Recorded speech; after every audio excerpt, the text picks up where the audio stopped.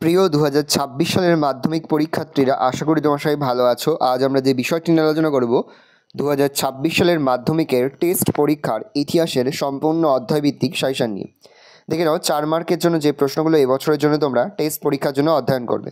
প্রথম অধ্যায় থেকে আত্মজীবনী হিসাবে জীবন স্মৃতি 70 বছর জীবনের ঝরাপাতা সম্পর্কে তোমার ধারণা উল্লেখ করো। টিকা লেখো নতুন সামাজিক চর্চা, নারী ইতিহাস চর্চা। খেলার ইতিহাস চর্চা কীভাবে জনপ্রিয় হয়ে উঠেছে তা আলোচনা করো। পরের প্রশ্ন আধুনিক ভারতের ইতিহাসের উপাদান হিসাবে সরকারি নথিপত্রের গুরুত্ব কী। পরের প্রশ্ন আধুনিক ভারতের ইতিহাসের উপাদান হিসাবে বঙ্গদর্শন পত্রিকা ও সোমপ্রকাশ পত্রিকার গুরুত্ব কী। দ্বিতীয় অধ্যায় থেকে যে প্রশ্নগুলো পড়বে, হুতুম প্যাঁচার নকশা থেকে কলকাতা সামাজিক ইতিহাস লেখো।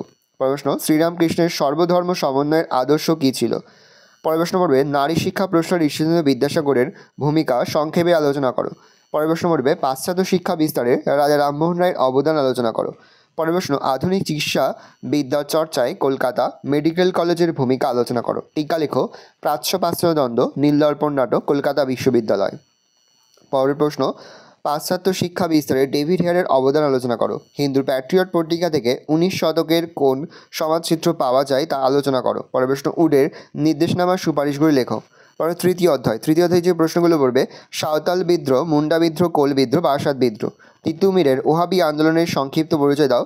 ঊনবিংশ সরকার কী উদ্দেশ্যে অরণ্য আইন প্রণয়ন করেন। নীল বিদ্রোহে বাঙালি শিক্ষিতদের মনোভাব সংক্ষেপে আলোচনা করো। 19 শতকে ভারতে কৃষক অসন্তোষ বা বিদ্রোহের কারণগুলো আলোচনা করো। চতুর্থ অধ্যায় ভারত সভা কবে গঠিত হয়, এই সভা গঠনের উদ্দেশ্য ও কার্যগুলো আলোচনা করো। আনন্দমোহন উপন্যাসটি কীভাবে জাতীয়তাবাদী চেতনা বিস্তারে সহায়তা করেছিল। গোরা উপন্যাসে রবীন্দ্রনাথ কী বলতে চেয়েছেন। টিকা লেখো বর্তমান ভারত ভারত সভা। মহাবিদ্রোহের প্রতি শিক্ষিত বাঙালি সমাজের কী মনোভাব ছিল তা আলোচনা করো।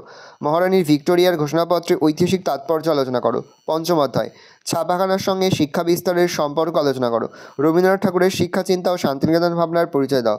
বাংলায় মুদ্রণ শিল্পের বিকাশে উপেন্দ্র কিশোর রায়চৌধুরী ও তার প্রতিষ্ঠিত ছাপাখানা কীরূপ অবদান ছিল। আধুনিক বিজ্ঞান চর্চার বিকাশে বসুবিজ্ঞান মন্দিরের ভূমিকা আলোচনা করো। পরের প্রশ্ন Indian association for the cultivation of science অর্থাৎ IACS এর প্রতিষ্ঠা এবং বাংলায় আধুনিক বিজ্ঞান শিক্ষাদানের ক্ষেত্রে ভূমিকা সম্পর্কে আলোচনা করো। টিকা লেখো Kolkata medical college, Bengal technical institution. ষষ্ঠ অধ্যায় টিকা লেখো তেভাগা আন্দোলন, তেলেঙ্গানা বিদ্রোহ, বারদৌলি সত্যাগ্রহ, মোপাল বিদ্রোহ। বঙ্গভঙ্গ বিরোধী আন্দোলনে শ্রমিক শ্রেণীর ভূমিকা আলোচনা করো।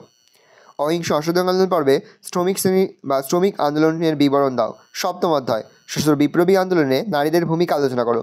বাংলায় ভারত ছাড়ো আন্দোলনে ছাত্র সমাজের ভূমিকা আলোচনা করো। দলিত আন্দোলনে গান্ধী ও আম্বেদকর বিতর্ক আলোচনা করো। রুশিলি দিবস সম্পর্কে যা জানো লেখো।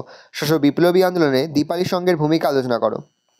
টিকালো ও অনুশীলন সমিতি প্রীতিলতা ওয়েদাদার, মাতঙ্গিনী হাজরা, লীলানাগ বা রায়। অষ্টম অধ্যায় জুনাগড় হায়দ্রাবাদ রাজ্যটি কীভাবে ভারতভুক্ত হয়েছিল তা আলোচনা করো। উদ্বাস্তু সমস্যা সমাধানে স্বাধীন ভারত সরকারের উদ্যোগ সম্পর্কে লেখো। কীভাবে কাশ্মীর সমস্যার সৃষ্টি হয়। দেশীয় রাজ্যগুলি ভারতভুক্তে সর্দার বল্লভভাই প্যাটেলের ভূমিকা আলোচনা করো।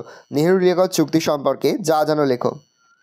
ভালো করে দেখে নাও, এই রয়েছে টোটাল তোমাদের 2026 সালের মাধ্যমিকের টেস্ট পরীক্ষার ইতিহাসের সম্পূর্ণ অধ্যায়ভিত্তিক 4 মার্কের সেশন। আমরা কিন্তু ইতিমধ্যেই 1 মার্কের, 2 মার্কের এবং 8 মার্কের অধ্যায়ভিত্তিক সেশন কিন্তু আপলোড করে দেবো এখনও পর্যন্ত। সেই ভিডিওটি না দেখে থাকো, ভিডিওটি কিন্তু তাড়াতাড়ি দেখে নাও। আশা করি ভিডিওটা ভালো লেগেছে। ভিডিওটা ভালো লাগলে ভিডিওকে লাইক করতে ভুলবেন না। আমার চ্যানেল নতুন হওয়া লাল ক্লিক সাবস্ক্রাইব প্রেস করে পাশে বেল আইকন প্রেস করে নতুন কোনো ভিডিও আপলোড করি সবার ফার্স্ট নোটিফিকেশন পেয়ে যাও। আশা করা যায় প্রতি বছর নেই এবছরও তোমরা আমাদের সাজেশন অংশ থেকেই সমস্ত প্রশ্ন কিন্তু কমেন্ট পেয়ে যাবে। সেহেতু যে অধ্যায়ভিত্তিক আমরা সাজেশনগুলো তুলে ধরছি প্রতিটি প্রশ্ন উত্তরই কিন্তু খুব ভালো করে তোমরা মুখস্থ করে ফেলবে। কোনো প্রশ্নের উত্তর লিখতে বা বুঝতে যদি কোনো রকম অসুবিধা হয় তাহলে কিন্তু নির্দ্বিধায় কমেন্ট কমেন্ট করে জানাতে একদমই ভুলবে না। তাহলে কিন্তু এই প্রশ্নের উত্তরপত্রগুলো কিন্তু তোমাদের কাছে আমি তুলে ধরবো।